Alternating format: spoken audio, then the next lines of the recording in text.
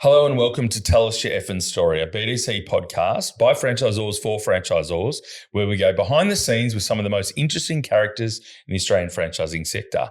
I'm your host, Bruce McFarlane, my co-host, John Sully. Thank you very much. Today we're here with Sarah Allen, who is one of the co-founders of Appliance Tagging Services, ATS. Welcome, Sarah. Thank you very much. Welcome, lovely Sarah. To be here. So tell us your fucking story. Okay, it's your franchising story, Sarah. Yes. Come on, Sarah. Welcome. So we're going to go right back. I know you've got no background. You got no idea what we're going to talk about today, so that's good. You know, all of our other guests have watched all of the 60 episodes, of course. Deep research. Sarah's done no research on who. She doesn't even know who the fuck we are. She's just like rolled up and these guys want to talk to us. So we're going to go right back. So where did you grow up, Sarah? A little bit about your background. Oh, where I grew up. Yeah, like right back. Right back. Yeah, where are you from? Adelaide? I am from Adelaide. Oh, yeah, yep. I'm from Adelaide and, I'm from Adelaide. I went to uni to start to do a science degree. No. What about when you were a kid? When I was a kid. What did you do as a kid? What did I do as a kid? Sailing was my thing. Sailing was my thing in Adelaide. Yeah. So So I used to sail a boat with my mum. That was what I did every weekend. I loved it. All right. Absolutely loved it. Still love it. Little dinghy. I sailed a 125 with my mum. Awesome. Did you have siblings? I have a younger brother. He also sailed, and mum and dad were sailmakers. So sailmakers. So sails for yachts. So it was sort of one of those things. It wasn't a mandatory sport that we had to do, but it was highly encouraged. So mum and dad was obviously passionate about it because it was their business as well. Yeah, and had boats and stuff. Yeah, they met through sailing. They met at a national titles, and that's very cool. They met in Adelaide. My dad was from Sydney, so he met my mum in Adelaide. And I would have thought Sydney's a bit more of a sailing sort of city than Adelaide. Yeah. So was Adelaide obviously a big sailing place as well? No, not necessarily. None of my friends from school sailed. Yeah. It was really just me. I was the weird one that had this weird sailing sport. How did your parents get into making sails? Was there Dad was working in a corporate job, and they were doing sailmaking part-time. They'd sort of met these people throughout the course of their sport, and they were doing that part-time. And then my dad was given the ultimatum by his doctor, which was you need to quit smoking and quit your job, otherwise you're not going to see the next 10 years out. Quit your job? Yeah. So he was in a really highly stressed job, had a couple of kids at private school in their early teenage years. and would have been delightful. We'll get to teenagers later. Yeah. So what was his job, if you don't mind asking? He was working for Berger Paints as one of their sales managers. Right. So trade sales manager for South Australia. So it was highly stressful, and I don't think the business was going particularly well, so they had to continually make staff redundant, and it was just unpleasant. So how old were you when you started the business then? You were a teenager? Well, I remember as being a little kid where they were doing sail making on the side. On the side, yeah. And then I was 13 when Dad gave up smoking and his full-time job, and then started to build their sail making business. And it must have gone all right because you didn't. You stayed at the school? Yes. I stayed in a private school, as did my brother. I think his 50% scholarship probably helped him staying in a school. I wasn't that clever. So, But you got through? But I got through. Yeah. Did you have a part-time job making sales as well? No, sewing and that sort of stuff is not my strength. I'm not patient enough. So that was my mother's job. So can I say, how do you make a sail? A sail is canvas? It's originally they were canvas and Dacron, Kevlar, Mylar. So there's lots of different fabrications. Now, if you look at, say, the Sydney to Hobart, all of those big boats have black sails. So that fabric was never around 40 years ago. Tougher, lighter. Yeah, right. Yeah, that's all tougher, that's lighter. An interesting has a better shape. Job. Yeah, so really, really interesting. So they did that. What was your part-time job then if you're not making sales? My part-time job was the best job in the world. As a 15-year-old, I stood on Glenelg Beach and sprayed people with suntan cream. That was my job. Did you just decide to do that randomly? No. So you there was employed by someone else I to was do that? employed by someone else. There was a group of us that were employed by Beach Hire in Glenelg, and you would spray people with suntan cream, rent out wave skis and deck chairs and beach umbrellas and sell an ice cream. So I literally spent 3 summers of my life in my bathers getting paid. That's cool. It was the best job ever. I hope you get the mole checking and mole mapping every year. It was the greatest job ever. It's a cracking beach. I went to Adelaide this year for a gather round and stayed in Glenelg. It's lovely. Lovely place. Yeah. It didn't look like it does now. Oh, so right. there was some grungy bit parts rougher of back in the Glenelg. day? Yeah, bit rougher. And where that beautiful marina is at the end of Anzac Highway used to be where the Glenelg Sailing Club was, and this enormous car park full of bogans doing burnouts at 2 a.m. Yeah. So there's a little wave through there. Do they sail? Is it protected enough? So it used to be quite challenging coming back into Glenelg Sailing Club on a windy day, because you would have a breakwater, a sandbar, and so in a little small boat, you've got to pull the centre plate up. So you've got no steering. You've got to pull up your rudder and your centre plate and time your arrival across the sandbar through this tiny gap. Get the momentum with the right. wave. Yeah, it was amazing. And so you used to compete all the way through this time? Yes. Yeah. So there was state championships and club championships. And Are you any good? Yeah, I wasn't bad. Yeah, it wasn't bad. How did you deal with like the hunks when they came up and you had to spray them with sunscreen and there's this 25-year-old bit of meat that's just hot as? She's 18 at this stage. I was, you It's been knee knocking. That's a pretty good job. It was a great job. It was a really good job. It was an excellent job. Hubby was supposed to be here today, and that's why he's not here anymore. No, that's right. Yeah. So you had your good job and stuff, and then you finished school. Mum and Dad didn't go broke, so the business went all right. You got through school, and then you're off to uni. So science. I started a science degree. Yeah, what happened there? I drank a lot of beer. Yeah, well, in Adelaide. In Adelaide. Yep. So you got right into O Week. I did get right into O Week. So joined some clubs. I was heavily encouraged by the fact that the police were not allowed on campus during O Week. Uni? This was Adelaide Uni. Yeah. And you got into science though. So I did get into science, yeah. So I was still 17. O Week was amazing. I'd gone to an all-girls school, and so there was a whole world of boys out there, and oh my goodness. Firstly, she's spraying sun cream on them, and now she's... There is a theme.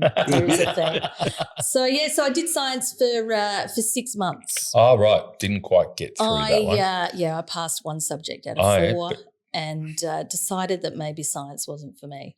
So I went and got myself a part-time job as a Christmas casual at John Martin's in Adelaide, which is the equivalent of Myer. Doesn't exist anymore. It got bought out by David Jones.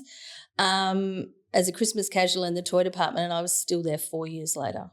Oh, but you did a different degree, or? I went back to uni part-time and did a business degree. Yeah, so I was doing a business degree part-time while I was working as a Christmas casual.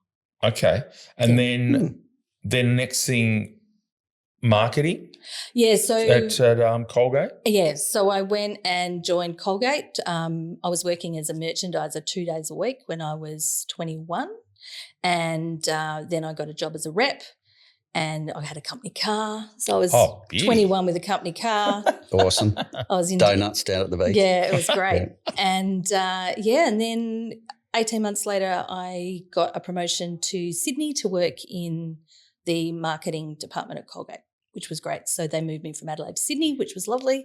Now you can go sailing. And then I could go sailing, yes. So I did continue to sail in Sydney, which was great. Yeah. Lovely harbour for sailing, a bit fluky wind, and you've got to get out of the way of ferries and all that sort of stuff. But, yeah, that was great. Away from home and, Yeah, so interestingly, I'd moved out of home by that stage. Yeah. Mum and Dad had sold the house and moved to country Victoria, and sold the business, no more sailing. Yeah, they sold the business and decided to move. They'd always found Northeast Victoria absolutely beautiful, and they'd had a property there for years and years. Oh, lovely. Whereabouts? Where that was? Harriettville. Just on from Bright. Oh, yeah. Everyone knows where Bright is. Nobody knows where Harriettville is. I do. We've gone up there a few times. It's beautiful. Yeah, it's a good part of the world. It's gorgeous. So Sydney, I was in Sydney for 12 months. And then I had another promotion opportunity with Colgate to move to Melbourne and work in an account management role. So I did that. It was great. They're a good company? They were. Who owns Colgate? They do. They were Colgate. The shareholders of Colgate Palmolive own Colgate, yeah. So it's a US company, global, an amazing place to work. I was in tears when I left. So 13 years? That's 13 years at Colgate. Yeah, 13 years at Colgate. Yeah, well done. And if we hadn't decided to franchise our business, I would still be there. So by this stage, so you're married by this stage? I'm married by this stage. So yes, I moved to Melbourne. So you stopped spraying tanning lotions on stop all spraying the young suntan boys cream. and drinking beers at that's frat parties or whatever. So I met my husband. Where was he? Where'd you meet him? Sailing? Sailing. You did? Sailing, yeah. I didn't know that one. That was just a guess. I'd met my husband's best friend at a sailing championships years prior, and we'd kept in touch. And so, yeah. So he's from Melbourne? My husband's best friend from Melbourne. I'd met him years and years prior, and so we'd kept in touch. And so I already knew my husband before I moved to Melbourne, and then I moved to Melbourne. And you started sailing together? No. So that you were at Colgate then for down here for like 8-9 years then? If it was 13 overall? 13 overall. So, yes, I was with Colgate here. I moved here in 97 and I left Colgate just after my second child was born in 2000 and when did I leave her? 2005, 2006? Right. Yeah. And you'd started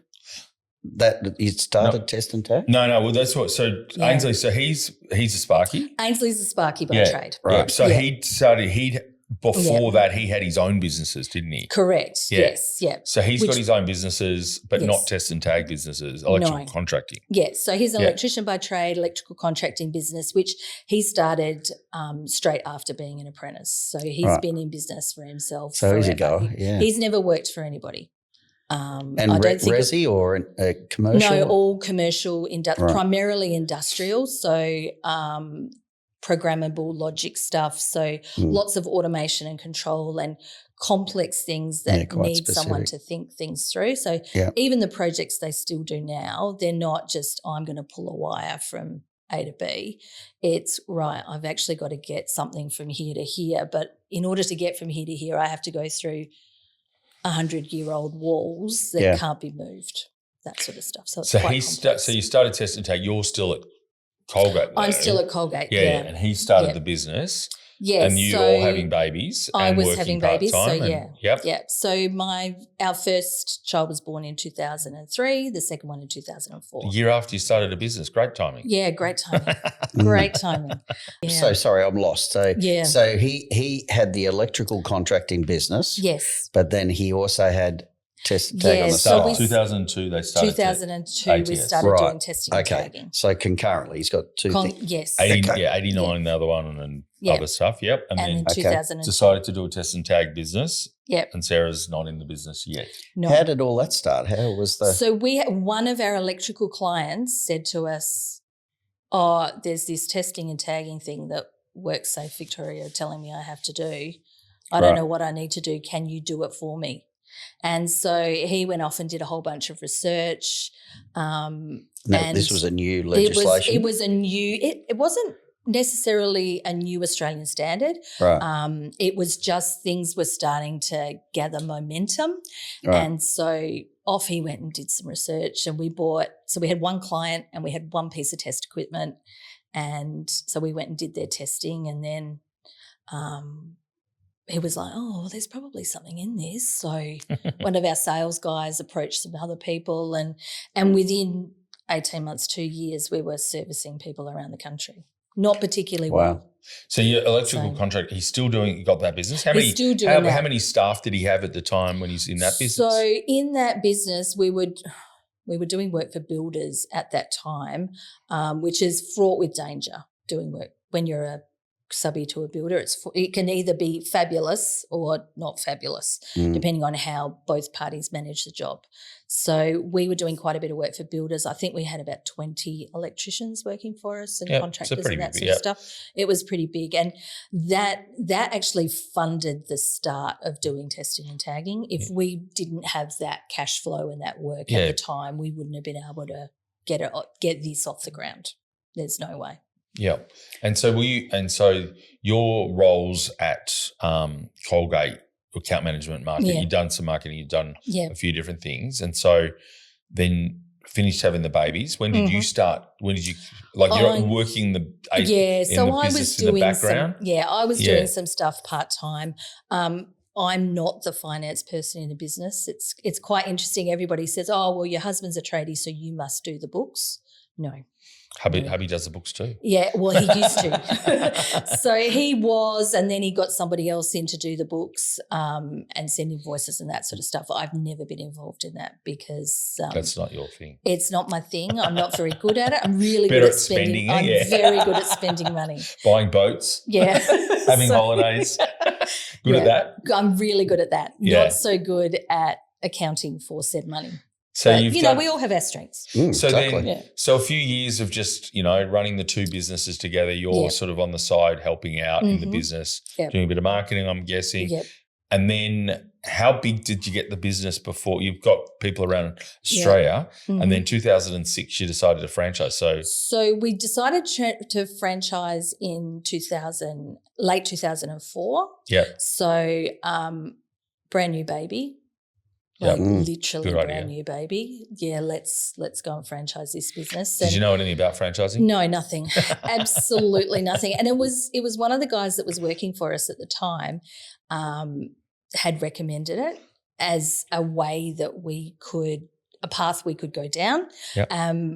I'd always thought franchises were big retail giants and Maccas. That if you'd asked me 25 years ago of a franchise, I would have said McDonald's. And so how many people did you have? Not many other things. So at this stage, how many people did you have in the test and tag part of the business? Yeah, so we were using contractors. We had about 15 contractors that we were using. And did they become your early franchisees? No, that was the plan. Yeah. So the plan was that they would convert over and the numbers stacked up, but the challenge was they didn't want to be locked in. They were contractors for a reason. They wanted to be able to. Didn't want a 5-year contract. They didn't want a 5-year term. They were just doing a bit of this and a bit of that. And, if they wanted to have a month off and travel, then that's what they wanted to do. They didn't want to be beholden to somebody else. So that was the big challenge that we were having when we were trying to run the business during using contractors is we would promise the world to a client. And then bugger off and then we couldn't deliver. Hence we went down the franchise path. And so in that building of the franchise model, you're, you've got other people, signing contracts to be 5 years in a business on financial, understanding the financials. So you've been running the business yourself. So diving into the numbers to look at that and looking at the model, the systems and processes, were either you or Ainsley who was doing the systems and processes? So Ainsley's the systems and processes man. Yep. So that's his strength. Even now, that's what he does. If there's a cheaper, quicker, more efficient way to do something, then he's going to find it. So when we decided to franchise, we went and we used DC Strategy to do our franchise model, and then obviously, and there was Rod had done a few. Yeah, so Rod had done a few, and we used Deacon's Lawyers, and we're still they turned into Norton Rose Fulbright. We're still using them. So, but we didn't know what we didn't know. So it was a real process and it took twice as long and twice as much money. It's tricky because you don't know anything about franchising. We knew nothing. Yeah, we absolutely nothing, and we made a lot of mistakes initially. And your first franchisees then? So did you recruit them yourself or? Yeah. So the first one actually came from a friend of somebody that was employed by us. So he was our first one in Dandenong in Victoria, and he had this huge leap of faith. That was amazing. And there was a bit of a gap between our first one and our second one. It was I guess you were in Victoria, so at least It's not, you didn't try hard in like franchising Queensland like some people Well, do. our second franchisee was from Queensland. Oh, yeah? Yeah. Well, that's okay because you go sailing up there. Yeah. Oh, no, I won't ask that. I was going to ask but the reason, numbers. So the reason we had to have franchisees around the country, so unlike lots of other franchise systems that say, oh, we're going to franchise Victoria and then we'll expand into other states, we had national clients in place. So we had a client servicing problem. We had an existing client base that needed servicing for franchisees. So we could say to our franchisee in Queensland, we've got X amount of work that we can hand to you on a silver platter straight away. So the bigger decision was to go national right at the start with we AGS. had to. With the business at the start. Yeah. So your model is very different and in terms of and still is from a franchising point of view. So how did you, with the national clients, how are you winning those national clients and why? Because you've got an electrical contractor business, you live in Melbourne, your clients are all in Melbourne. All of a sudden, bang, we're going to go national. So there was no one operating nationally at that time. In test and tag. So there were a few companies that had got together and was sort of acting as a pseudo network. There was one in Perth, there was one in Adelaide, one in Sydney, a couple in Melbourne, and they sort of said, well, if one of us gets a big contract, you do my work and I'll do your work in that state.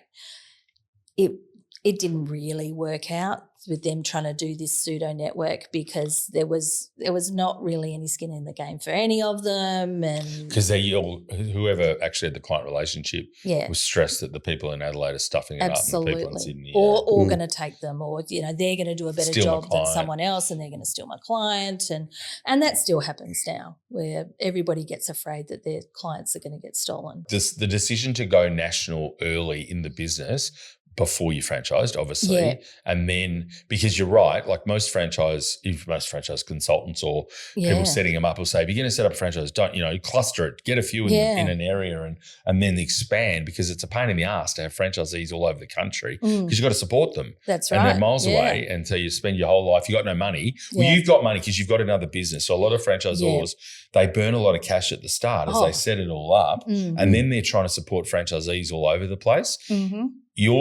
You've got the same problem. Fortunately, you've got another business that's going all right.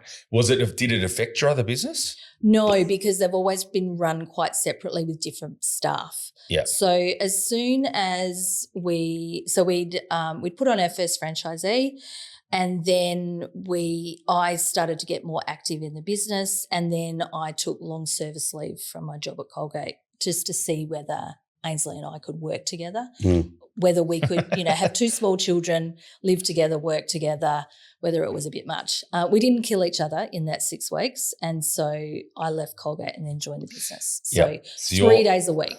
And you're only in the franchise part of the business. It was only in the test and tag franchise but when you still had the contractors though for test and tag. So yes, we still had contractors. You still had the sort of the network. Yeah, that one was franchise, that one was franchise, that one was contract. Yeah, okay. Yeah, and we had to have that for a really long time because we just didn't have enough people. And who are your national clients and what sort of businesses? Oh, retail, government. The biggest contract that we won early on in the piece, we picked up a contract to do 60% of the testing and tagging for 60% of all the schools in New South Wales, in Metro and Regional New South Wales, and we had one franchisee in Sydney. Crap. So that'd be like Sydney Harbour Bridge. It was, and it is. You do. It was lots, 600 schools. So, so we had to go through this process of employing staff, getting in contractors, doing things, and then managing that. So you're doing all that. You're recruiting people in the business. Yeah. Ainsley did a lot of the recruitment. I was doing a lot of the management. Recruiting the people. So Ainsley did all of the recruiting of the people at the time, and I did all the client stuff. Who's doing the sales? Because how are you winning these big contracts? So that's the thing. So the sales role then fell onto me. So I was doing all the national client sales, tenders. So we tendered for anything that was going. So were you the only national provider still? Or is there others now? There was us. So out of that schools contract, a company called ETS, they're not franchised, they've got employees. They grew their business out of that, and they're now national. Testel have always been around. Most of the national organised people that provide service nationally are not franchised, and the ones that are franchised now, they don't work together. So we're really unusual in that we procure on behalf of the franchise network as a whole and then farm that work out. Yeah, so the model, they control the money. So that's interesting. Because they've got the contracts nationally. And that works well? Yeah, it works beautifully. So as an example, we look after Sydney Uni. There's 110,000 tests a year at Sydney University. We have people there for 2 weeks of the month, every month of the year.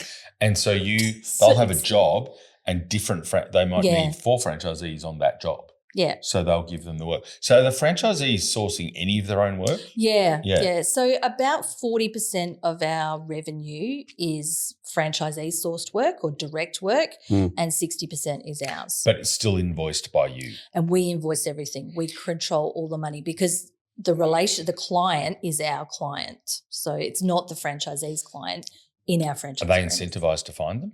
Yeah, it's a significantly less admin fee.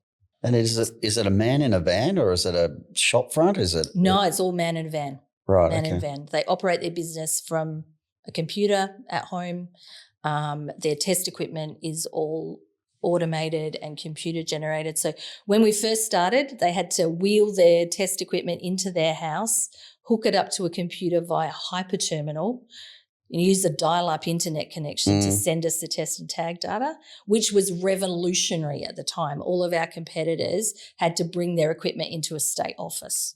So we'd written software to be able to get them to transfer that data over the internet. Can you explain that, Kirby? So you've lost me. I'm not even going to ask a question. But okay, so test and tag. So you've got to go and test.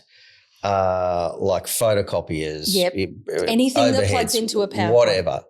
And so you got your little testing thing and you check it and it's like, fuck, that's cool. So you tag it to say it's compliant for that year.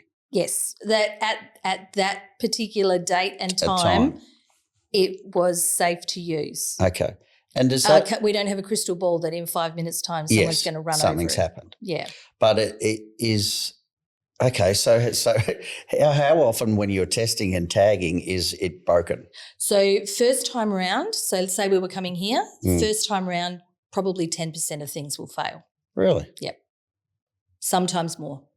And it doesn't matter how... On average, 10%. So first time. Second time round, significantly less. Yeah. But you'll be amazed at the things that people go, really? Oh, I thought it was safe. And you're like, yeah, the wire's sticking out the back of that sandwich breast. Yeah. Not so safe. Yeah, right near the water. Yeah. So is there a protocol that has to happen there? Like if you find something that is not compliant, not working, whatever, do you take that bit of equipment away, or you just advise them this is a fail, so get it out of there? That's a really interesting question. So some companies say to us, you need to chop the plug off, and my answer to that is it's not our equipment. We will hand you the pliers, and you can chop your own plug off. Thank you very much, because we're not taking that responsibility. But what we do is we make sure that it's pretty flaming obvious that that thing has failed. So it's got a fail tag, a danger tag, a piece of paper on it. We take photos of it that goes into the report. Pretty much as we can do without neon flashing lights saying danger, do not use me. We will find we'll come back again next year and people are still using it and it's still got all that paraphernalia on it. So, but then do they then say to you, oh, well, can you try and fix this because it's just a faulty plug? Or so everywhere but Queensland we can do minor repairs to plugs and sockets. So if a plug is falling off and there's wires sticking out, the guys can do that. In Queensland you have to be an electrician. Yeah, because your guys, they're not electricians. They're not electricians. Yeah. No, it could be me. It could be you. Oh, fuck, it wouldn't let me anyway. No. I'm a lawyer. It's a 1-day course. So it's I've done the 1-day course. I wouldn't let me test anything. Yeah. And let alone fix a plug on faulty sandproof. That's a 4-hour course to fix a plug. Well, that's interesting, isn't it? So it's like, how big an industry is it in Australia? Enormous. So if you think of every workplace and everything that plugs into a PowerPoint, now I just want you to think about your office desk. Mm-hmm. If you've got 2 monitors and a laptop with a docking station. So if you've got 2 monitors and there's 2 removable IEC leads on your monitor, so there's 4 tests just with your monitors. Then you've got another 2 tests for your laptop power supply that you carry backwards and forwards, and then you've got another 2 tests for your docking station. So we're already up to 10 tests. Then we've got a mobile phone charger. Well, there's 11 tests. You might have somebody's fan. We're at 12, and we haven't even moved away from your desk. And you got a power board 13 and extension lead 14. Multiply that out. So yes, and that is so the laws are for commercial premises or workplace health and safety laws. Workplaces. So even things now. We do a lot of work in the disability sector, in disability housing. And so we go to a lot of NDIS homes and we test and tag everything in those homes because they're now deemed businesses. Yeah. So the nurse next door guys, if they're going to, like when Mum was alive, going to her house, they should have been testing it. We should have been testing it. Is that right or not? No, because was your mum's place a private residence? Yeah, no. It's when it's somebody that's in a business situation that they're.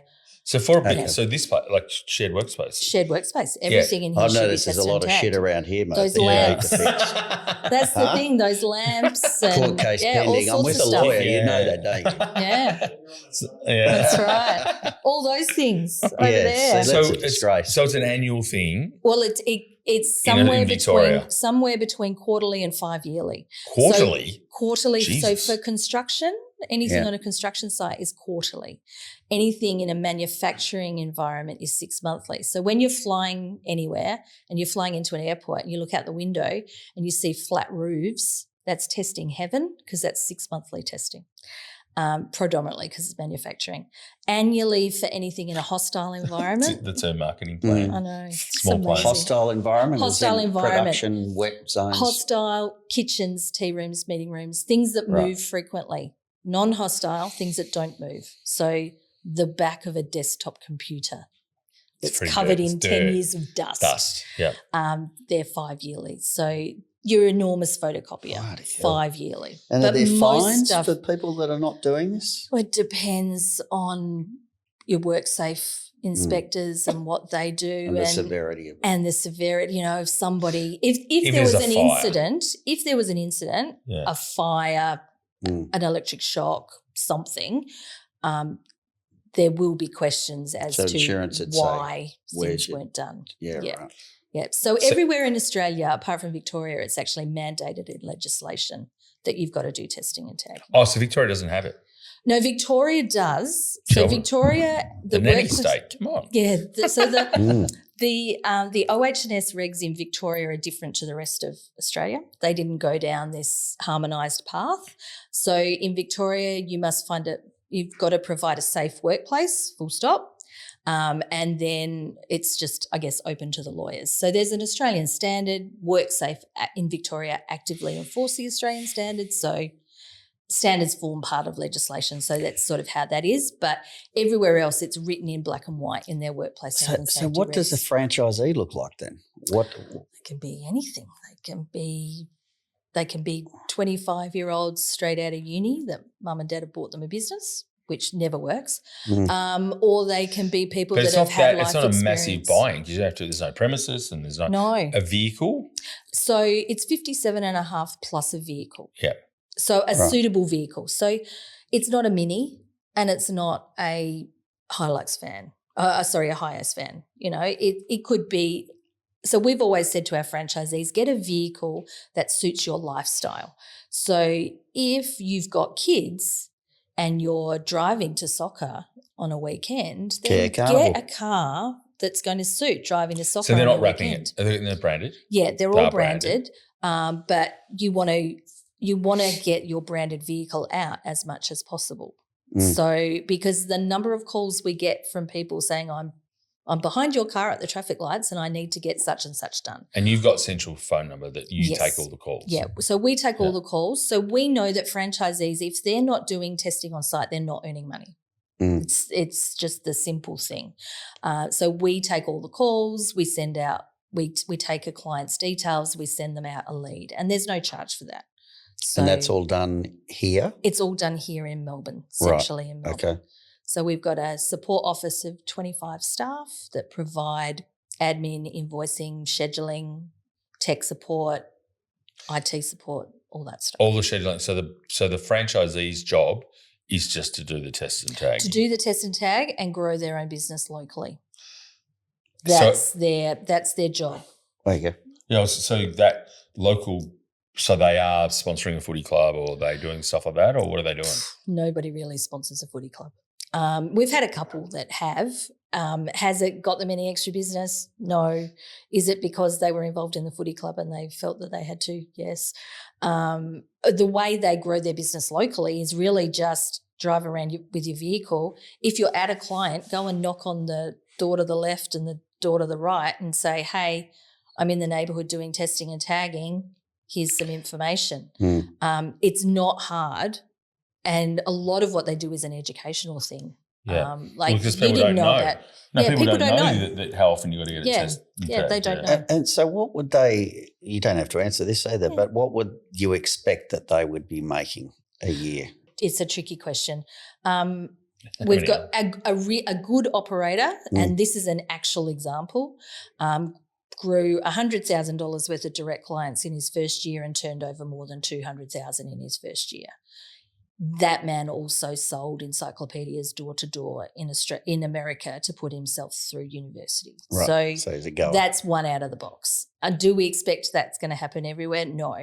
Is it possible? Yes. So we would expect in a franchisee's first year that they would turn over 160, 150 grand. A good franchisee can turn over just themselves 220, 230. And their only expense is the van. Their only expense is their van. No marketing because you're doing it. We're doing their marketing. It's good business. It's a great business. And royalties? So we take marketing? So we take a percentage of invoice revenue. So for the work that we win, do I tell you? Yeah, might as well. So the work that we just record this. There's only 3 people listening, so don't worry. We're not penetrating the market deeply. So the work that we provide to franchisees, we take 40% as an admin fee. Yeah, and then for the work that they win themselves, we take 17.5%. Geez, that's a big difference. Yeah, it's a huge difference. So, but your ones will be big sort of tenders like the schools they're schools and universities and Forever New, Review. You know, we do a lot of big retail. And that number, that's a tricky one to work out, isn't it? So like what you should keep, and because you're running 25 people doing call centers, and you're a sales team running contracts and stuff. So did you start at 40 and it's been like that, or did you start higher? Or no, we started at 40. So all of the modelling was done. We actually modelled it. Our entire model was based on Tasmania. So we were running quite a successful business in Tasmania before we'd franchised. So we cut all of our territories based on Tasmania and ran all of our numbers on Tasmania. Because it was running in a really profitable way. The number of businesses or number of people, like what were the metrics you were using to work the territories out? The metrics to sort out our territories is not just the number of businesses, but the number of employees in the business and then the type of business.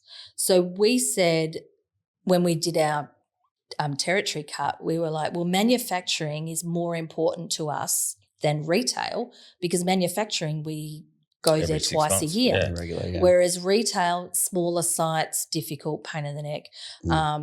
So they're not as important. Hospitality, really not important, because trying to get hospitality venues to spend money on testing and tagging is traditionally hard.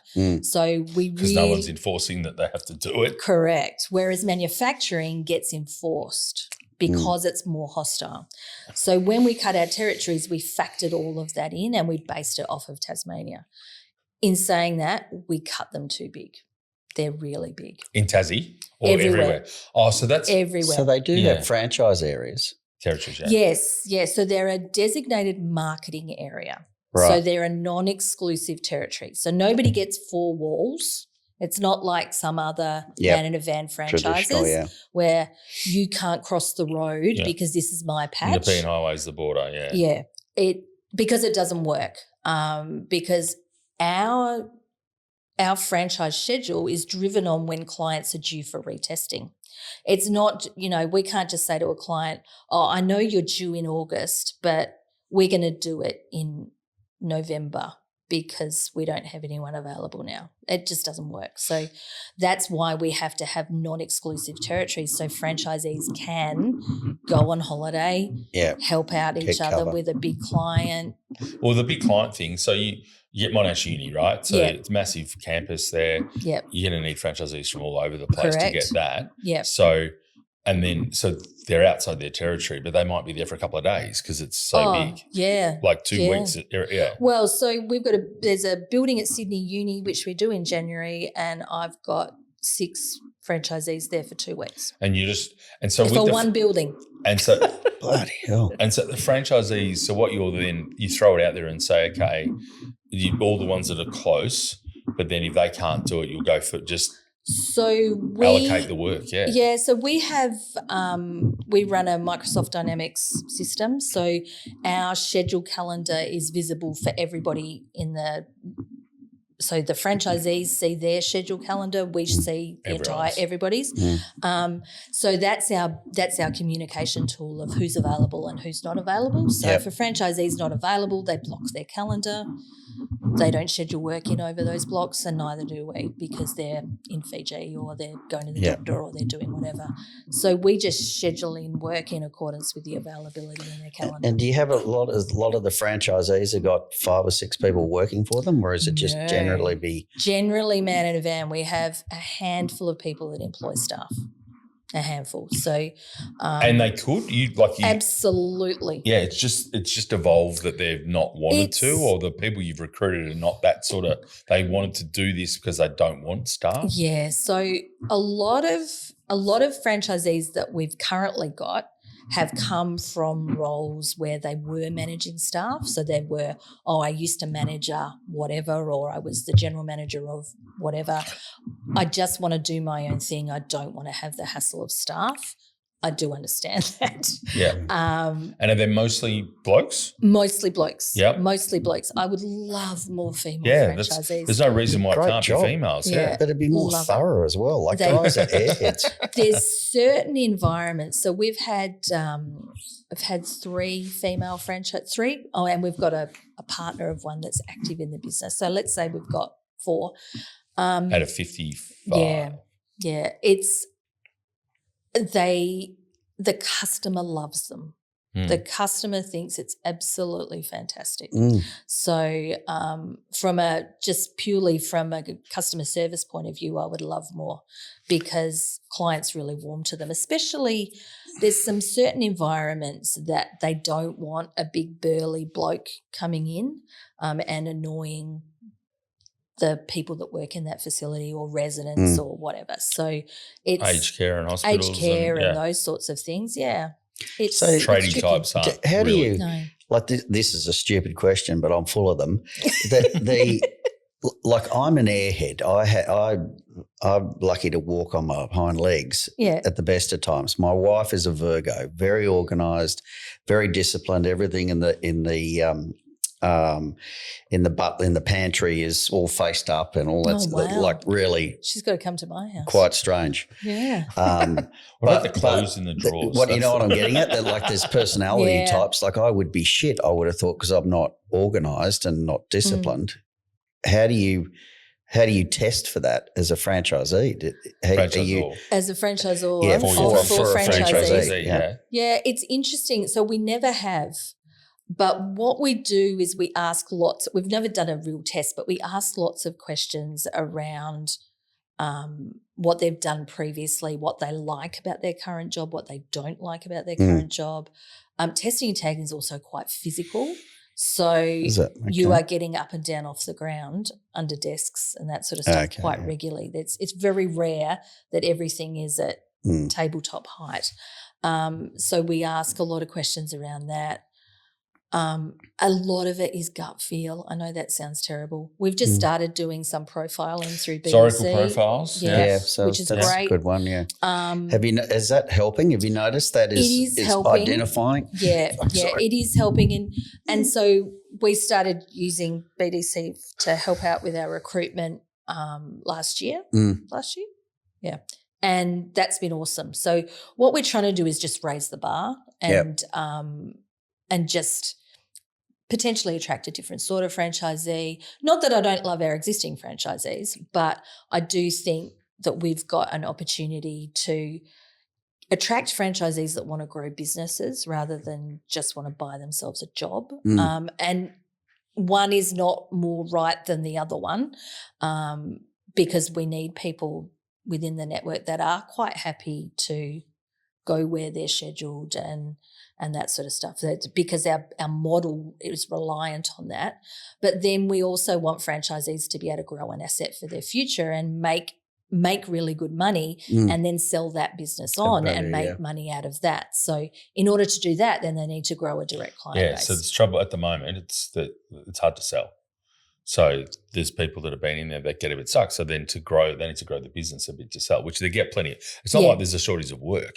So you're still generating all, like you said, 60% of the work. So there's plenty of work. And you could, you said that you don't use the contractors anymore. No. Really? So no, not really. Yeah. So that means that you're stuck because you can't, your sales team, can't grow any more work. How are you tendering? It's tricky. So we're deliberately not tendering for anything in Queensland because we just don't have enough people. Really? And so you're trying to recruit franchisees in Queensland, but it's a bit of a slow process. It's been a slow process. Queensland licensing gets in the way. Because that's stricter than... It's stricter than anywhere else. So it just creates another hurdle, the hurdle that doesn't exist south of Coolangatta. So that has... And it's not just a challenge for us. It's everybody in Queensland running a trade business in that their licensing is just challenging. And given there seems to be a lot of growth in Queensland at the moment, that's also correct. Yeah. And there's not enough tradespeople in Queensland to start off with. So I don't understand why the Queensland government have done what they've done. But smarter brains than me have made that decision. And so you said to me earlier around you got to 50, your goal was 50, which you got to pretty quickly. Yeah. And then you haven't got to the 100 or the 150. No. But do you think there's still growth in it? It's just... Absolutely. Yeah. Absolutely. So where we're at the moment is the western suburbs of Sydney are fully franchised. The western suburbs of Melbourne are fully franchised. So we're now talking to those franchisees and saying, what are you going to do? Are you going to put on staff or are you going to split your area, sell off half? Oh, because you gave them big territories. Because they're enormous territories. Yeah. And so we've actually got a franchisee in Melbourne who has split his territory a couple of years ago and is now going to split again. So he sells a bit of it. He's just selling off a bit. Yeah. And potentially in another 3 or 4 years' time, he could do the same thing. And he's selling some clients in that territory. He's selling some clients. So he's a really good franchisee that gets out there and wants to grow his business. He doesn't necessarily want to put on more staff, but he gets to the point where he's like 130, 140% busy, sells off some of his territory with some clients and he's growing his asset base that way. And you still have to top up with some contractors though. We are, yes. So we've got a staff member in Queensland. We've had some other contractors around the country just to top up work because we can't say to clients, oh, no, sorry, we can't service you. I'd love to talk to you about the tendering stuff outside this because I'm really interested in that space to see how hard, how competitive is it? Is it really competitive? Very. Yeah. Very. Ultimately, if you tick all of the boxes, it's a raffle. Right. It really is. Bring back the brown paper bag, I say. And government tendering's got really, really hard because they've got all of these things have been mandated in government contracts now. It's just sustainability policy. Well, there's all that stuff, but more challenging is, I'm really lucky I'm a woman. Thank goodness we can tick that box. But if you don't have that, you can't tick that box. And there's a lot of boxes now that if you tick them, price becomes irrelevant. Really? Okay. So which isn't particularly fair. Is there a box for redheads? Because there's a Ranger box. The Ranger box? No, there is no Ranger box, which is a bit sad. Most people don't like Rangers. Very prejudiced. So it's tricky, but look, there's grants for you. Yeah, there's all it's fun. It's like that should be. Is it hard? It's hard work. Testing and tagging, or doing a tender? No, I'm sorry, I'm jumping around a bit. No, they're testing and tagging. It's physically. Is it like lonely? No, because you're dealing with the client all the time. So let's say I'm using an office as an example, just because that's the most people heavy area. But you've got to, if you're in a big open plan office, you've got to ask every one of those people to shut down their computers.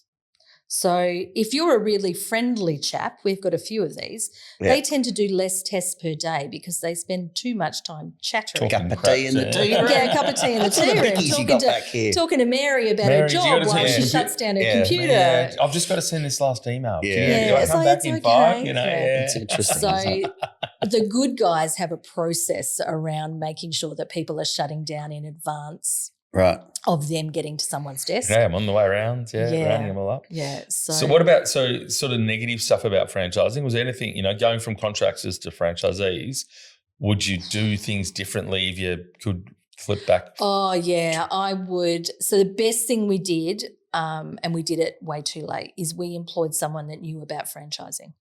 In the business? In our business. Because you and Ainsley had no idea. We had no idea. Yeah. We had no idea. We didn't know what we didn't know.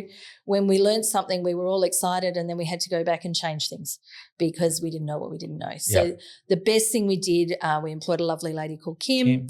And she had no knowledge about testing and tagging, and she didn't know about Man and a Bam, but she definitely knew about franchising. Had the other side, yeah. So it just made the world of difference. And so that's when things started to take off. That was good. Yeah, it was the best thing. So anyone knew. Even though you had to set it all up, but the people that set it up for you aren't in there running the business. So they're not there day to day, and they're not. They give you a model and they give you a process and some templates and that sort of stuff, but the nuts and bolts of the day-to-day operations, it's really important to have someone that knows what they're doing. And what about what sort of things have you been really satisfied or proud of in terms of franchising that you've enjoyed as being a franchisor? I love it when a franchisee says to me, this has changed my life. So we've got one at the moment who started earlier this year, and he could not be happier. Every time we talk to him, he said, I don't know why I didn't do this 10 years ago. Yeah, that's awesome. This has changed my life. Yeah, that's great. And he's an amazing franchisee as well, but that makes me happy. That makes up for the other times where I'm banging my head against a brick wall. And have you had to exit people, terminate people, franchise agreements? Yeah. Yep. And so and what did you learn from that sort of process about going through people exiting people from your system? It takes twice as long as you would like it to take, and you've got to document everything. Yeah. Give people enough rope to hang themselves. Yep. And what was the I know that sounds terrible. Who says the test and tag? Was it? In looking back at the ones that you've had to terminate, or the franchise agreements you've terminated, did you have to? Was it the bad decision getting them in? Did you not train them properly? Were they just the wrong people, or is there anything you learned when you look back at it? I know that shit at the time. Yeah. So one particularly nasty one, nasty for them, nasty for us, they just changed. So I'm not sure what happened, but this individual went away for a 3-week holiday and came back a completely different person. So I don't know what happened in their headspace, or whether they were doing things they shouldn't be doing. I don't know. But from that point on, it was just horrible, and no amount of meetings and conversations and emails and counselling. So they were going all right. They were going financially. financially going okay, reasonable, lovely, went to completely irrational. And so when you're generating all the majority of the work for them, how do they stuff it up? Like, what is it? How do you stuff it up? Yeah. So with our system, we've put in so many different checks and balances that they can't stuff it up. One of the ways that they used to be able to stuff it up was they would turn up to the wrong job at the right time. So when we go into a place to do testing and tagging, if we've been there before, all of the data is already in our system. And so they just scan the tag, do a test, and then the data lines up and everything is beautiful. If you turn up at the wrong place and retest all the assets, or you just go, oh, this doesn't work, I'm just going to retest everything, it just means you've done the wrong job at the wrong place and you can't invoice the client, and it's just a nightmare. So surely you won't we do now that have surely. Except for John. Because what then happens is the poor old franchisee goes, oh, yeah, I was meant to be at Forever New in Wollongong, but I've gone to Review in Wollongong and I've completely mucked it up. So I now have to actually go back and retest at both of those places to get it right. Yeah. But we have things in place now that they can't do the wrong thing at the wrong site. So and you got to find out exactly if any new equipment, what's come on board. Yeah. So whenever we get to a premises, we start at the front and move to the back, even though we might be just there to do 12 monthly appliances and there's some 5 yearlies, we will always go and make sure, because people buy new things all the time. Yeah, exactly. Yeah. Any more questions? No, that's really cool. No, you go. That's good. Real good. So it's really interesting. The three people that do listen, often they're thinking of franchising as opposed to franchisors. Some of them are early stage franchisors. What sort of tips would you have for someone that's thinking of getting into franchising? It's great. You've really got to like people. If you don't like people, franchising is not for you, because it's all about people. It's all about the relationship that you have with your franchisees. And if you're constantly pulling out the franchise agreement, you don't have a relationship. So it really is just about people. So you've got to like people, and if you don't know anything about franchising, get somebody involved in your business that knows about franchising. That works in it day to day. That works in it day to day, because otherwise you're just going to spend years making a bunch of mistakes. Getting your scars. Yeah. They're the two things. It's great. I love it. I absolutely love it. I love it when franchisees are successful, and I love it when they sell a business and they've made a really good profit and they've moved on to other things. That makes me happy. I know that not everybody's going to be doing testing and tagging with us forever. We're not going to have any 85-year-old test and taggers because it's physically impossible. But, we had a franchisee sell their business earlier this year and he was 70 and he was our highest performing sole operator. So wow. He was one out of the box though, but it kept him fit, kept his mind sharp. 70 is not ancient by any stretch of the imagination, but it's really, really good. So that's good. Thank you very much. Thanks for coming in. And thank you for listening to our BDC Partners podcast. If you liked what you listened to, remember to like and share. Thank you very much. Mate, the camera's over there. Why are you looking over there? I'm just looking around. And as we leave, just be careful of the wires. There's shit everywhere here. There's shit everywhere that's not been tested. Fucking test and trip. Thank you. Thanks, Sarah. That's great. Very good. Beautiful.